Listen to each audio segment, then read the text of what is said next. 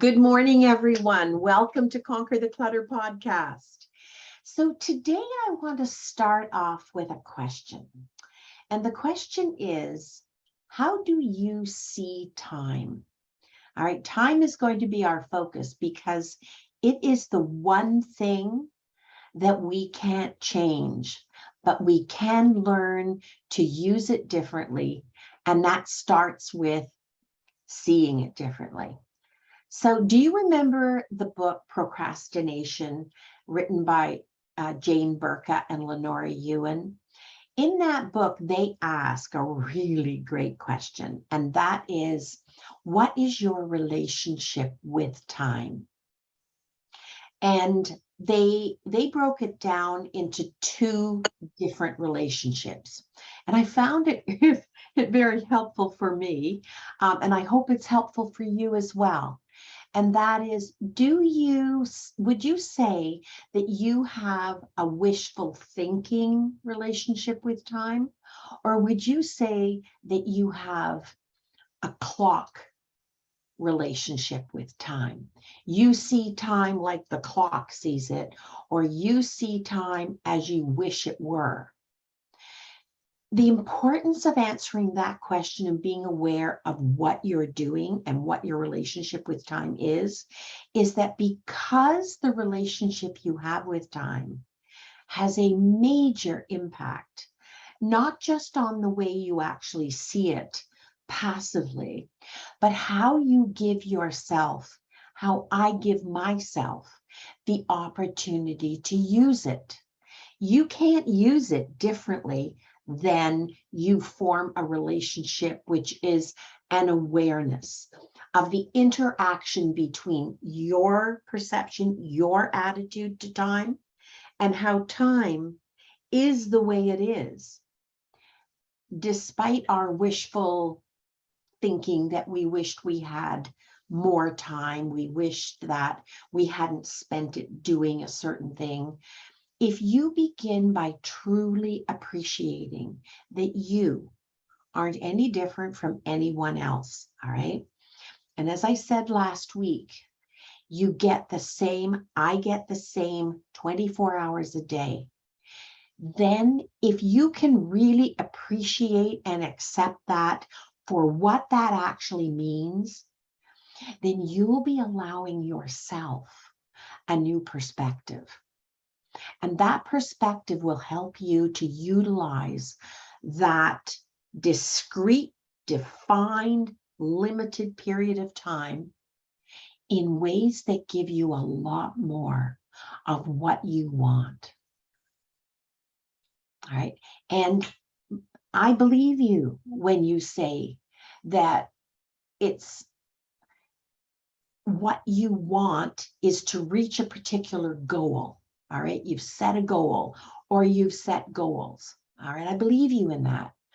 But it's especially important to you that you give yourself the chance, the best chance at the best quality of life. And that goes along hand in glove.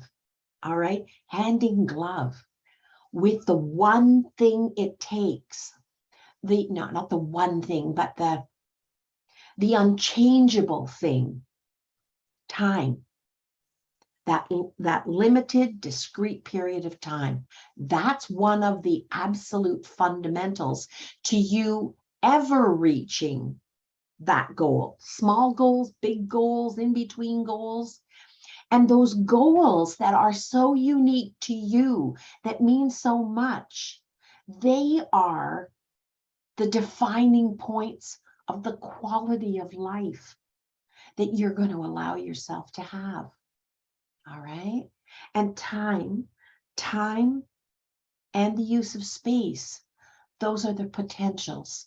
All right. So that when you look back in the past, and we all do that, do you only see or do you focus particularly on the things that haven't worked out?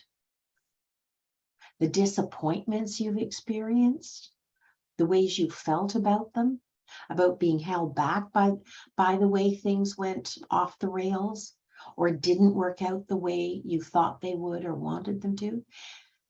So the more important question I want to ask you today is, do you ever allow yourself to also, okay, in the main, that thing didn't work out the way you wanted it or you expected it to. But at the same time, do you allow yourself to also recognize the rest of what is true as well? All right. Because at that same time, and there's that word again, what about the ways that things worked? Even if only small baby step parts of your goal, of your plan worked. All right. Do you allow yourself to remember those? Do you focus on those equally to the disappointments? Do you own the fact that even if there were just baby step improvements moving forward, you made that happen? That is an actual fact too, regardless of the end result. Were there parts that worked? Because if there were, and you don't recognize those, you don't make yourself recognize the way your choices, your plan did in fact work, then you are undermining yourself. The past, however it went, all right, is only a reality if you bring it with you, dragging it along into the present. And it only becomes part of the present by your memories, by my memories, all right?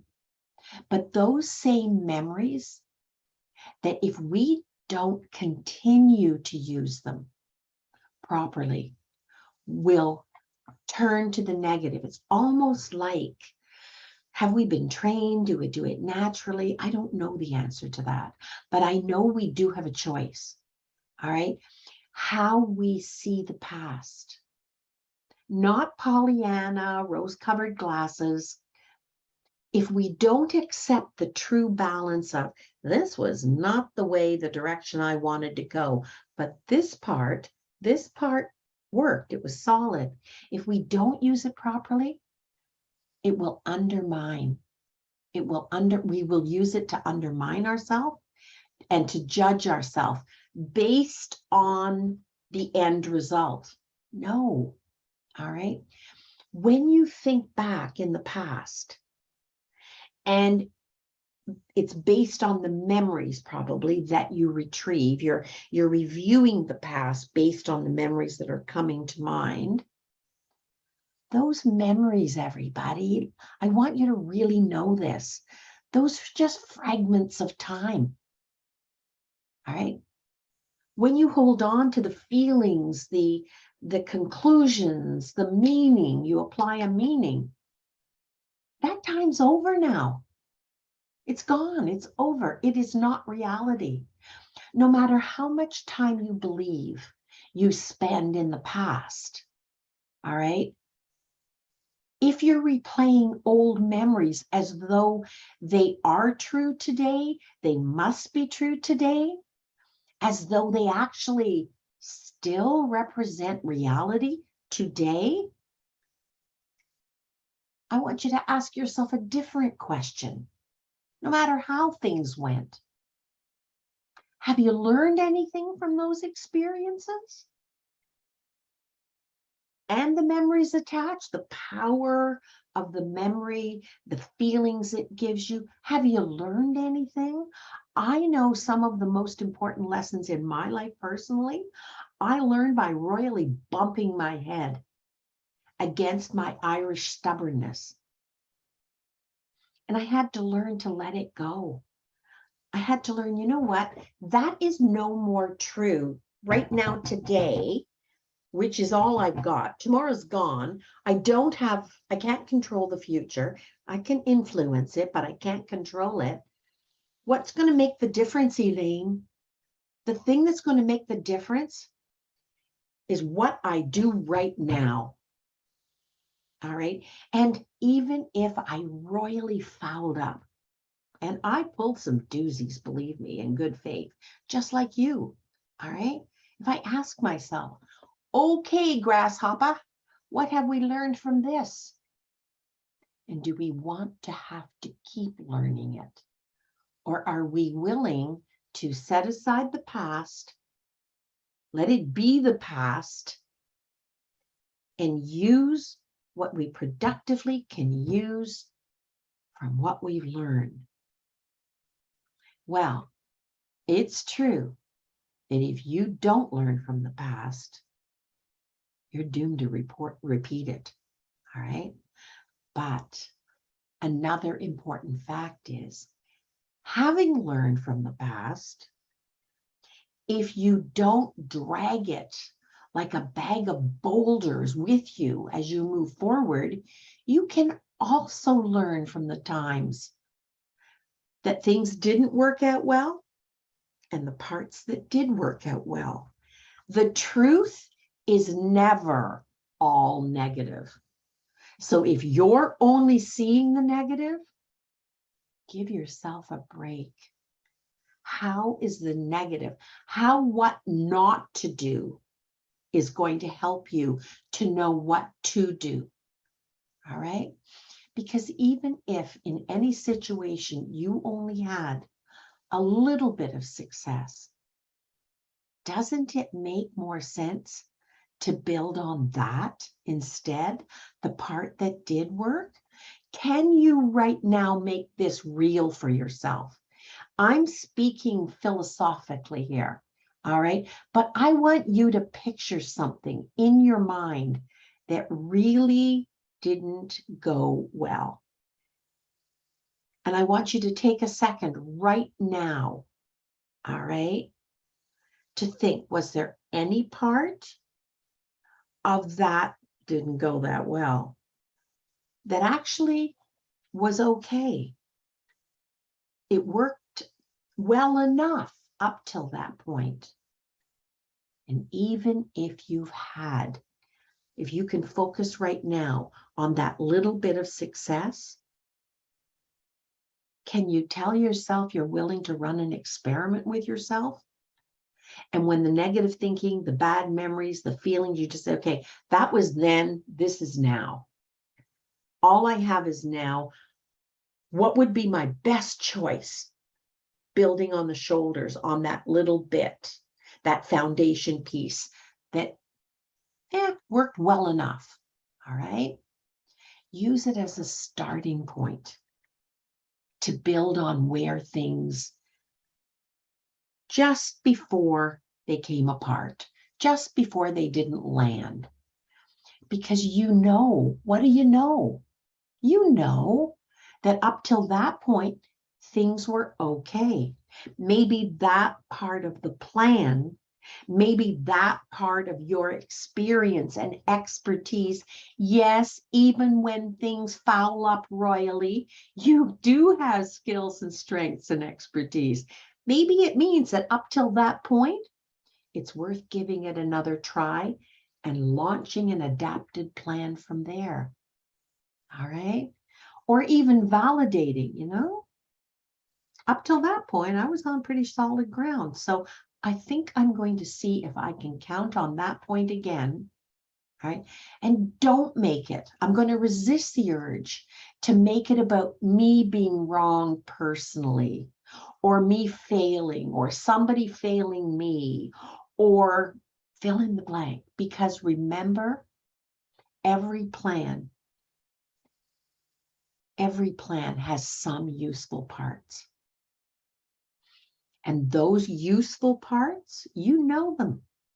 All right. If you really think about it, you can figure out where the plan to the dream and the goal you still have, which is why you join me here and why I appreciate that you do. You still have hope. You still trust that you can land this, you can do it.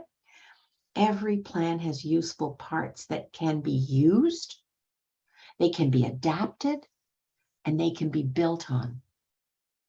And what you see as essential parts needs to belong to today. All right? Why? Because for heaven's sakes, stop letting what didn't work in the past control you, distract you, and limit you. It's gone. It's over. Don't bring it into the present. The past is over. And don't keep the unhelpful parts alive today. Recognize them for what they were and don't give them the energy you have. How much energy? Ask yourself that. Do you waste energy trying to change things based on old plans? Repeat, repeat, repeat. Okay. Right now, every single one of you, please do this. Look outside the closest window. I can see your head turning. Look outside the closest window. All right, check it out. There's a better than even possibility, all right, that the best is still possible. And if you're looking out the side, the window today, this is today. Now, see if you can find a window where you can look out where you see yesterday. The sun came up today. All right. I would like to add Scarlet. However, I want you to remember that if the sun came up today for you, it also gave you a new start. All right. Whatever doesn't work for you, don't repeat it. That's an easy one. Don't repeat it. It can only define and impact you and control you if you carry it forward. Instead of carrying it forward, instead of feeling badly about it, learn from it. Your worth. You are still worthy. You are still able to learn from things that didn't work. It wasn't that you fouled up. It wasn't that you are totally 100% responsible for what didn't work. Part of it was the plan and your faith in it. And maybe the fact that there was something you needed to learn. I also know that some of the most painful memories I have were the biggest things I had to learn from. And you know what I did? I will confess. I continued to repeat them until I smartened up and decided, you want to spend the rest of your life doing this? How did it work for you last time, Elaine? Why do you expect it's going to work any different? Maybe, kiddo, you're supposed to learn from something. It keeps coming up because you're not learning the lesson that you are capable of learning from this repeat, repeat, repeat experience. All right? Do you want to learn it today and have tomorrow be a little bit different? So it's only if you carry it forward by habit or by intention. Learn from the past and then put it down. All right? So when you put it down, let it be. Resist the urge to go to the other extreme, which can be a habit as well. Black and white. All right? Do you happen to idealize the past as well? And tell yourself in silent or overt ways that the future isn't as good as the past was. Do you live in the past? Do you long and mourn for the past? If you extract from the past ways that feel like it's more of what you want today, and you factor in what you know yourself is better about today, you combine those two things, lessons learned, all right, do not repeat. Where did this thing go off the rails a bit? When was the last time it was working? What is true about today that's different about then? The context. Write this down. Context is everything. What is different about today? And one of those things, people, give yourself credit for it. One of those things is you. You are to some degree better, different, changed, more informed, more experienced. All right. And at the same time, in practical ways, what would it probably take to get something similar, but a little step forward happening again today? And know, please trust this. Know that if you can think it and you can imagine it, it's only because you have everything that is necessary to do it. Believe in yourself. And at the same time, tell yourself the truth. All right? The best outcomes are born of the best assessments. So have a look at today and see what is different about today. Change is the only constant we have in life. So probably, if the past was better in some way, make today about building on the shoulders of the past. How? By adapting what worked then to the needs you have today. Everybody, all together, what are those 3 questions? All together now, I want to see lips moving. What do I need? Where is it? And how do I get enough of it to make enough of a difference? Okay.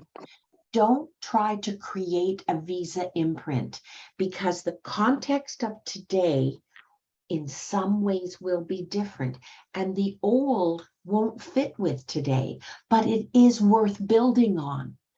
It is worth acknowledging and adapting.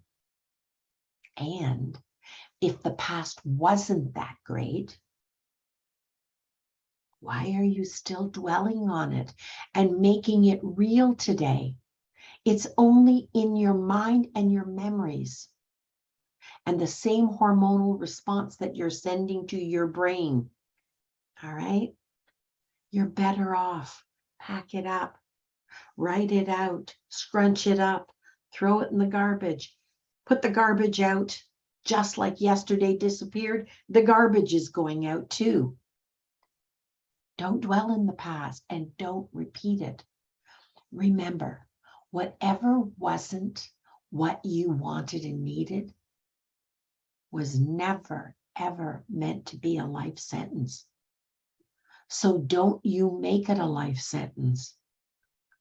It's supposed to be a moment in time where you learn.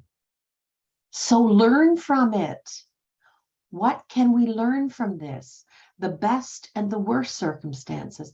And also remember, the past does not predict your future unless you let it. It is actually a choice.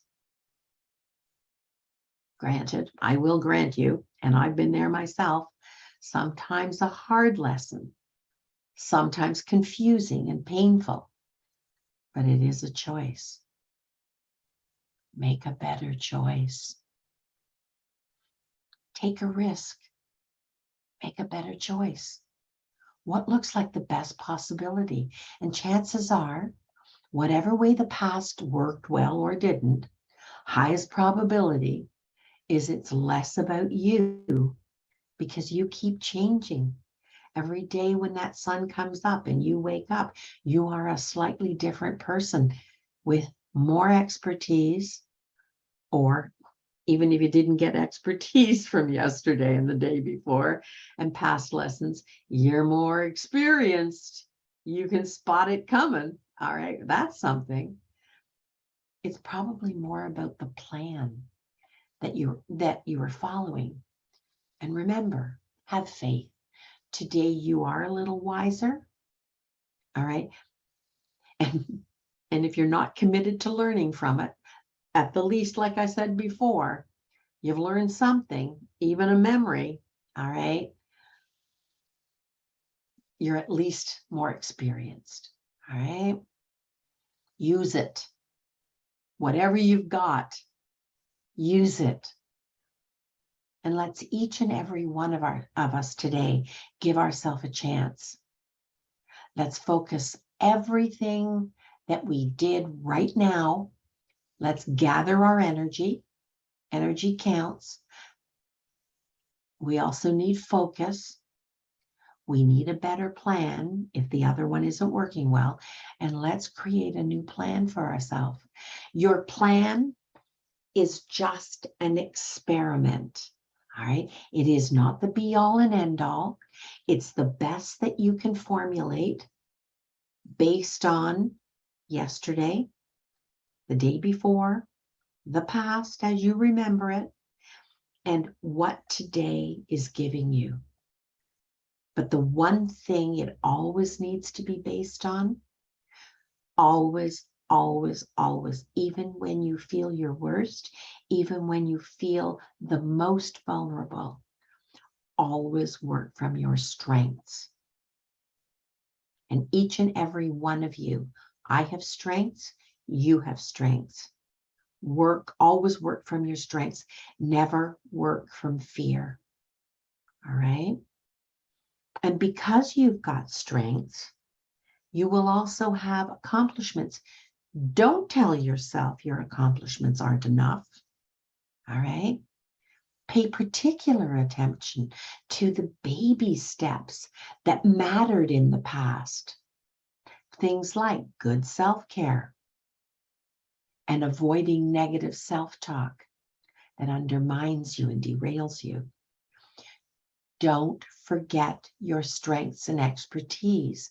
That's why just a few podcasts ago, all right, I asked you to list your strengths, 3 strengths.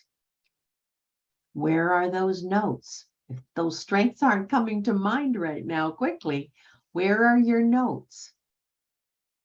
Take a second now. What do you know about yourself that are your strengths? All right. Write down 3 right now, or look them up in your notes. If you ever had those strengths, you didn't lose them. They may be packed away somewhere, forgotten, all right, but you can have them again.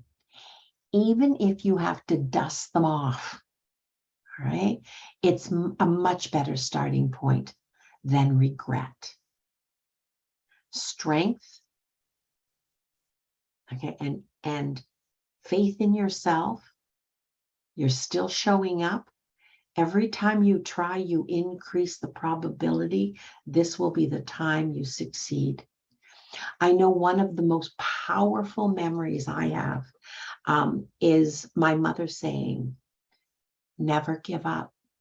Now, I was probably knee-high to a grasshopper and didn't really fully understand what she was saying, but it sunk in. Never give up. All right. The next try might be the clincher. It might be just around the corner. And even if it's not the clincher, you're one step closer to where you want and need to be. Remember the times when you were afraid. All right, don't be afraid now. Remember times when you were afraid and you did it anyway, or you did something close to it? That was courage. Okay. You probably didn't feel like it because your knees were trembling, your stomach was in a knot, but that was what courage is all about. Keep your courage. Being afraid and doing it anyway, okay? Make a point to write down an example of when you were afraid and you did it anyway, and make it vibrantly real. Anything you did in spite of being afraid. Okay. Now, I want to tell you a little story, and then I'm going to open up the chat box. So many years ago, well, probably a little bit still, I had a crippling fear of snakes. And my adorable grandson, who is now, I hate to tell you how old he is, he was 6 years old, and I said to him, "What would you like for your birthday?" And he said, "Oh, I would like," he said, "Ray's reptiles to come." I guess somebody had told him about Ray's reptiles. This is a reptile farm in our area, and they go to kids' birthday parties and they put on public events. And so I thought, this could end badly. But since Jacob wanted it, it was going to happen. That was my strength and my driving force. But in the back of my mind, I'm thinking, reptiles, there probably will be snakes. Oh no, what am I going to do? Like literally, I would almost lose my breath. I was so afraid of snakes. And so the day comes, and the guy arrives with all these boxes and things in this great big crate. Okay. And one of the things they asked me at the time was, because I wanted this to be so special for Jacob and his friends, for a little extra, we can bring a 75-pound Burmese python. And I'm not sure I heard Burmese python. I think I just heard Jacob say, "Oh, yes, and they have big snakes." And I thought, Jacob wants snakes. And I'm thinking, glory, this is just not a recipe that's made in heaven for me. So anyway, the comedy, I want you to see the comedy of being afraid, okay? And recognizing it later, because I certainly didn't recognize it then, I have to admit. So he arrives with all these reptiles, one of which is a Burmese python in this trunk that is big enough to plant New York in. And I met him at the door, and my husband was there watching me. I think it was probably a bit of a comedy skit for him. He said, when you started to speak, you sounded like a chipmunk. He said, it was, "Hello. Well, I just want you to know that there are some people today who are here, who are going to be here, who are afraid of snakes. And there's a cat. So when you bring that Burmese python out, I don't want that snake getting away and killing the cat in front of all of these kids." And he said, "You were speaking faster than any human being I have ever seen or heard in my life." But he knew well enough, don't touch her, okay? She's going to go off. So, we go through, and it was a great birthday party, and he brought out, all kinds of reptiles, and he brought out this little corn snake. I think it was a corn snake, really a lovely thing. And he said he had kind of brought it around for everybody to touch, and I'm in the row, and I'm thinking, not in my life. And he said, "Do you want to touch it?" I said, "Not much. Not much." And he said, it might do you some good." He said, "Just, I'll hold it." So I touched it. I thought, it doesn't really feel like you think it would touch. Mind, I'm doing this. I am not doing this. I'm doing this. Okay. I'm terrified. And so toward the end of the party, all right, this is a true story, people. This is not a comedy. But toward the end of the party, God bless him, he said, "Now," he said, "is there anybody here who would like to," he said, "and the birthday boy, do you want to hold the snake?" And I'm thinking, that snake better not do anything to Jacob. Anyway, Jacob is a very deliberate little boy, okay? And he walks up very serious. Oh, yes, he definitely wanted to hold the Burmese python. I thought, you don't weigh 75 pounds. Anyway, he's up there, and he's this brave little character, and I'm looking at this kid I adore.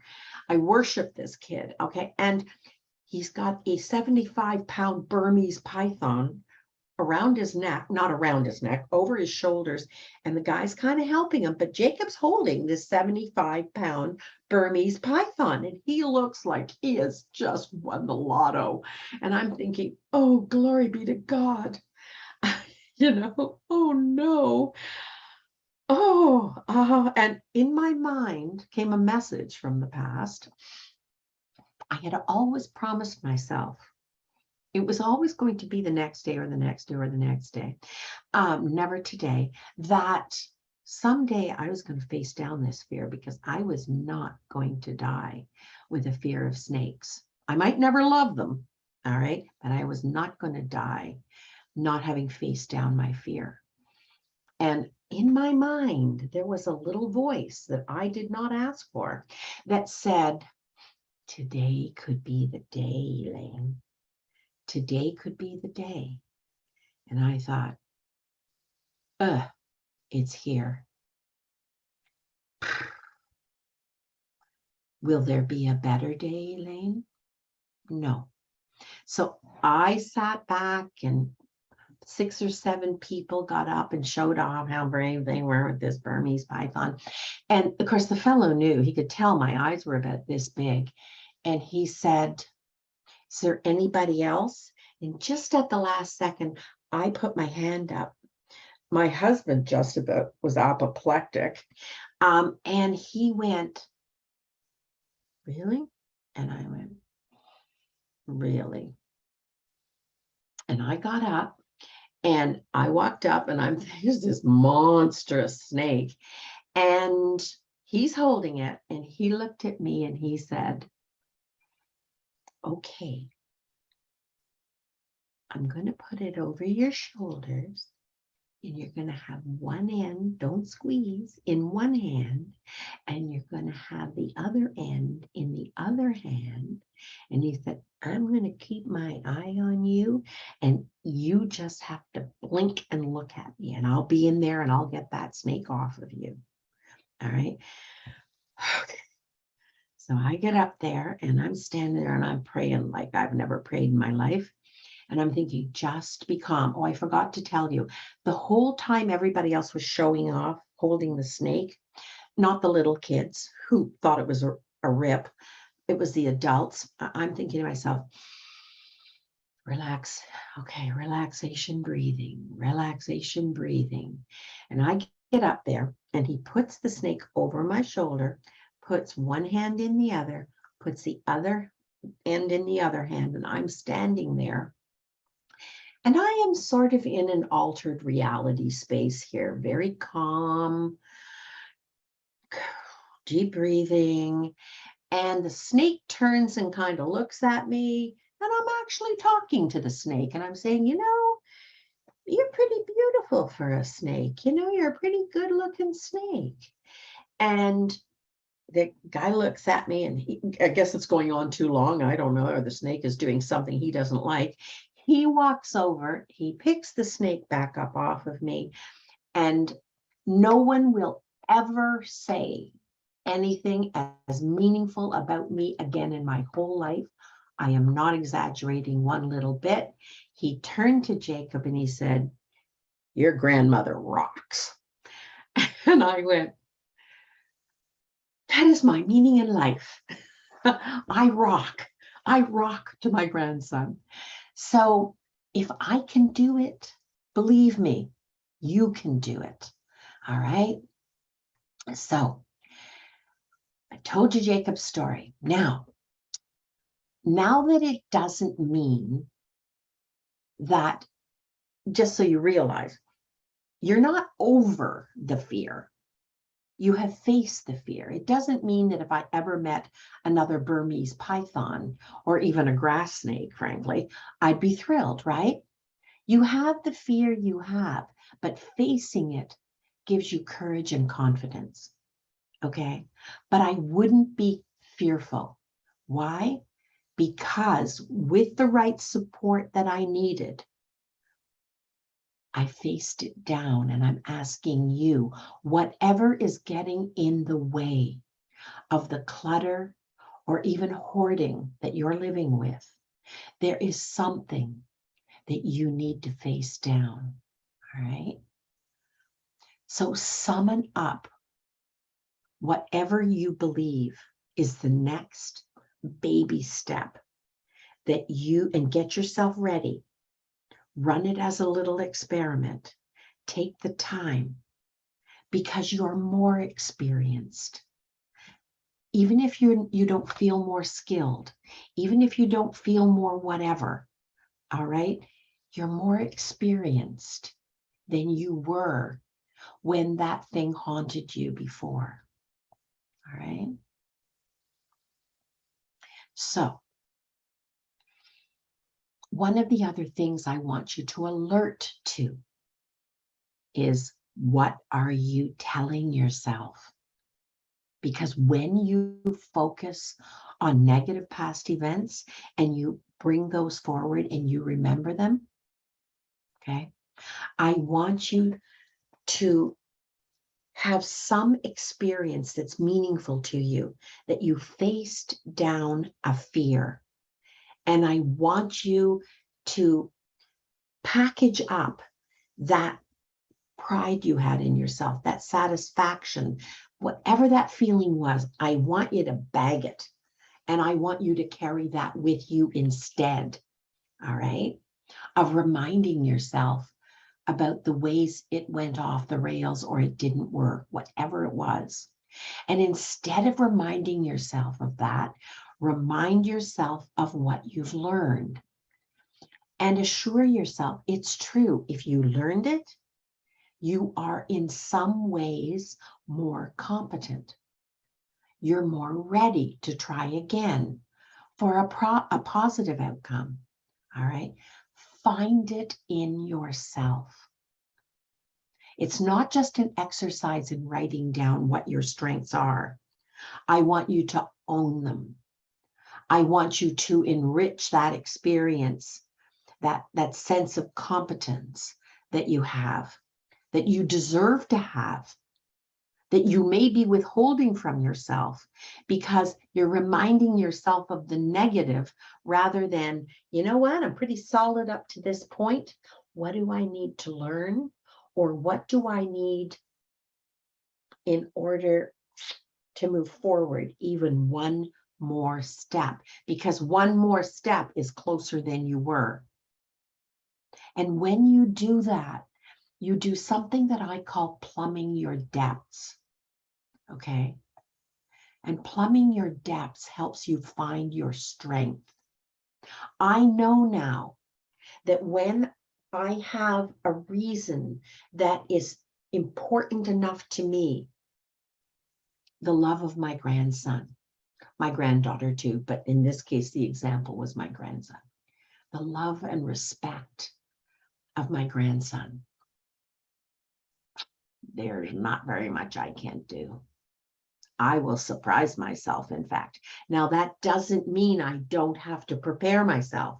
That doesn't mean I don't need to have a viable plan that gives me what I need. All right? With the help I need. What do you need? Where is it? It was in the hands and in the support of somebody I knew. I didn't know him at all, but I knew I could trust him with respect to snake behavior. All right? What do you need? Where is it? This opportunity to face down a major fear in my life, and I know it sounded like a comedy, believe me, it did not feel like a comedy. My heart was pounding out of my chest. And how did I need to get myself ready? How do you need to get yourself ready for the challenge? To own your strength. I was as strong before as I am now. I just didn't know it. And so are you. But you need to give yourself a meaningful experience, plumbing your depths by challenging yourself and owning the strength at the level you land at and working from there. And while you're doing it, Get rid of the negative self-talk. Be gentle with yourself. Be kind with yourself. Be patient. Now, that does not mean slack off. All right? There shall be no slacking off, because this goal that you want, that's real to you, that is important to you, it is the doorway to you not having to be afraid in the same way that you are, that's holding you up. You owe it to yourself. You are worthy of it. You deserve it. You are capable of it. You are as brave and as strong as you are ever going to need to be right now. The missing component is you haven't proved it to yourself. Okay? If things failed in the past, it wasn't you who failed. It was your attempt at whatever it was that you were trying, but you didn't know as much. How many times do I have to repeat that? Every time you fail, you learn. And if you don't beat yourself up with it, over it, you learn something that you can take away that can make you smarter and wiser and more informed. And you know that now. You know all of those things now. Change the meaning. Change the self-talk. Because if you'd known what you do know now that you don't know you know, if you'd known that now, you would have had more success. Absolute success? No, that doesn't exist. There may be things you still need to know to add on. The lessons may not be entirely over. There may be skills. I needed to be really good at de-stress breathing, believe me, because that snake would have sensed bait. All right, I was vibrating. Hello, I'm your next meal. Off the couch until I got myself. No, Elaine, what do you need to do? What do you need to own that you already know how to do? I want you to ask yourself that question.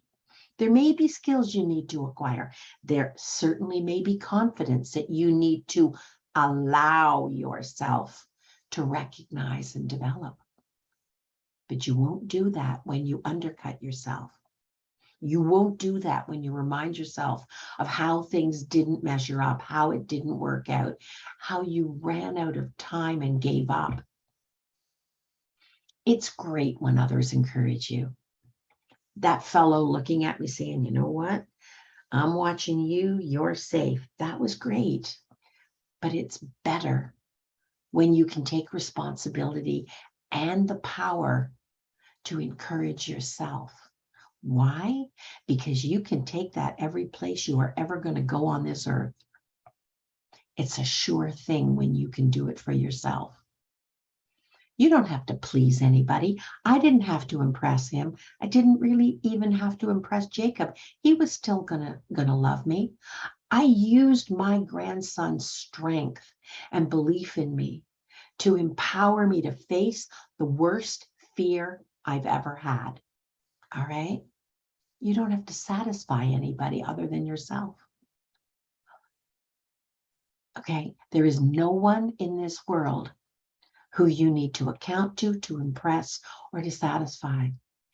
All right? Because when you can encourage and support yourself, and even at your most vulnerable and frankly, maybe not most capable moments, you have the faith that you know you deserve, you remind yourself of that instead, you can get yourself back up. You can keep getting back up no matter how many times life takes a swing at you and knocks you down. You can learn to be your own backup. That is the message today. All right? And in doing that, one of the key things, go back and remind yourself from the podcast on boundaries and limits. Okay? Boundaries and limits are the foundation, usually as applied to the context or other people.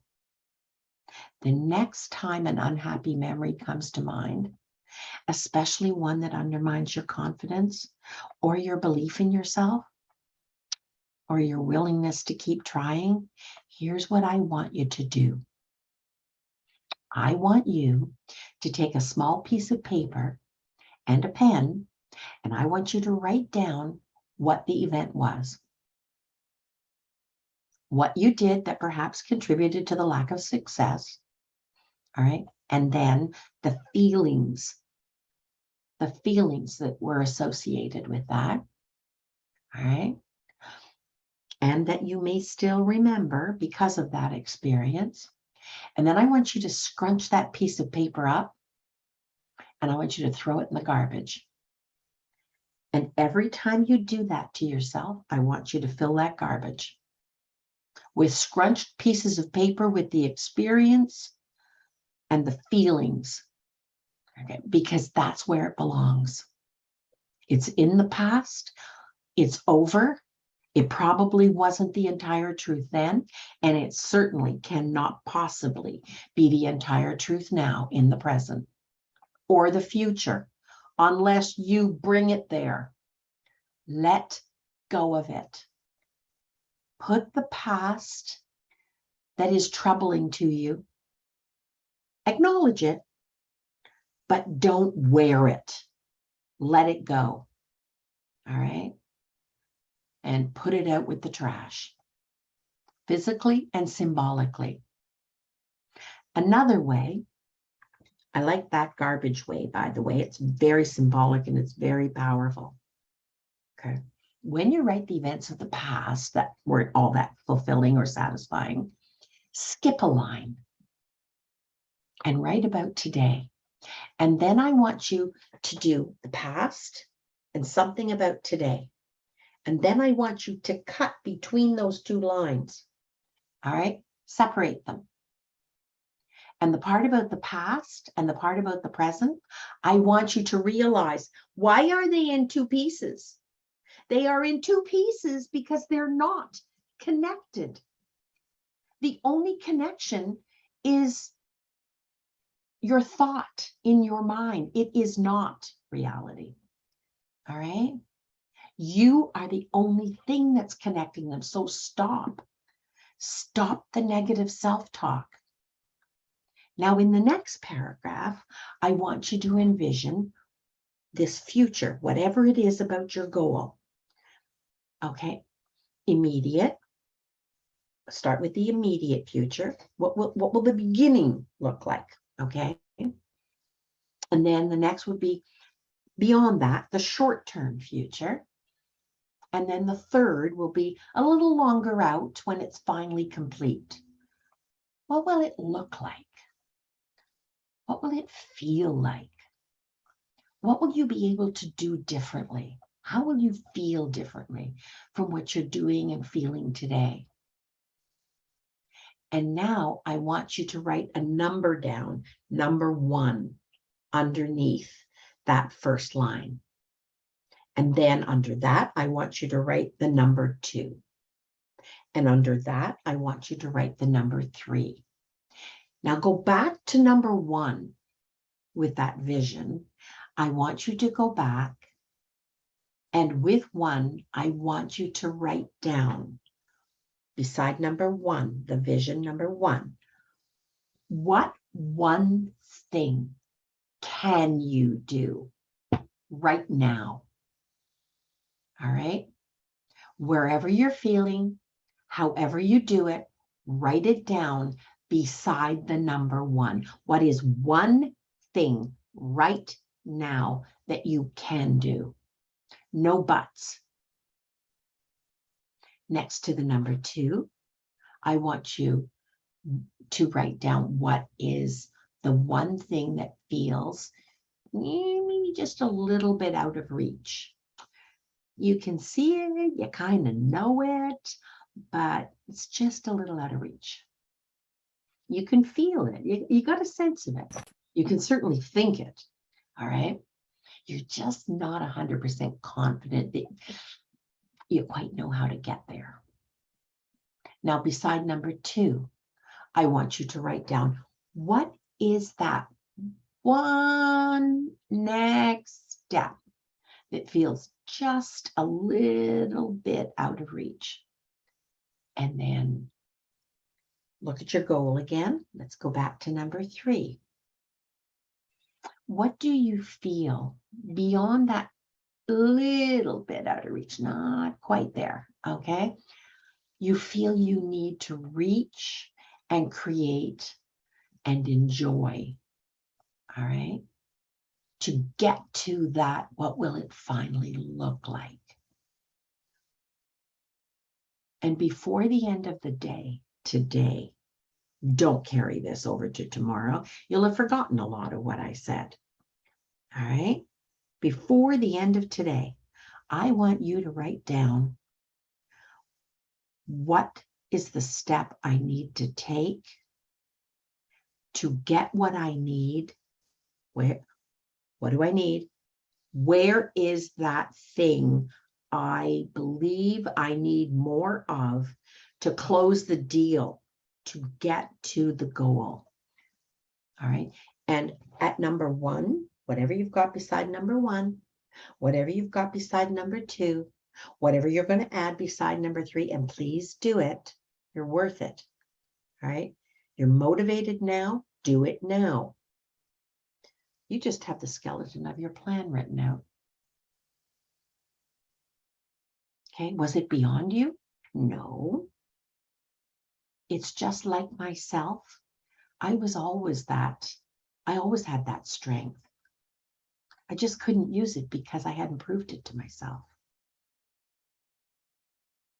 All right. And it took something mighty powerful, the love of my grandson, the love for my grandson, not of. Okay. To make me plumb my depths. Don't cheat yourself out of knowing what your depths are. What do you need? Where is it? And how do you get enough of it to make enough of a difference? And start with that plan. 1, 2, 3 that you've just written down. All right. Now, it's also true when you spend your time and your energy focusing on worrying about something. Worrying is just an imaginary bad movie, all right, that hasn't happened. You can't be worrying about it if it's already happened, all right? You can't be worrying about it. It's a different emotion. Be careful what you imagine, all right? Because what you imagine is where your energy is going to come from. I had a pure energy in the love for my grandson. Go to the pure emotions that you have, the things that mean the most to you. And if you're worrying about something, stop.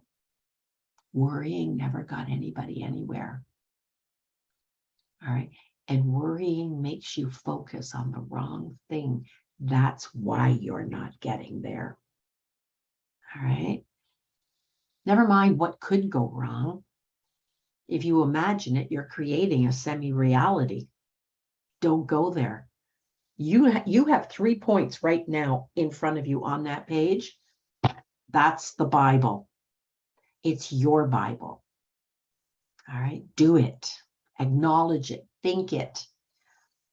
What's the one thing that you can do right now? Focus. Focus, focus, focus. All right. So I'm going to leave you today with those thoughts. Please take them home, take them into yourself, chew them up, and make them work for you. And don't lose that paper with the 3, 1, 2, and 3. And even if that's not your ultimate goal, chances are if you wrote it down, it is a goal that takes you in that direction. Okay, I'll see you next week, everybody. Thanks for being here. Take care. Have a good one.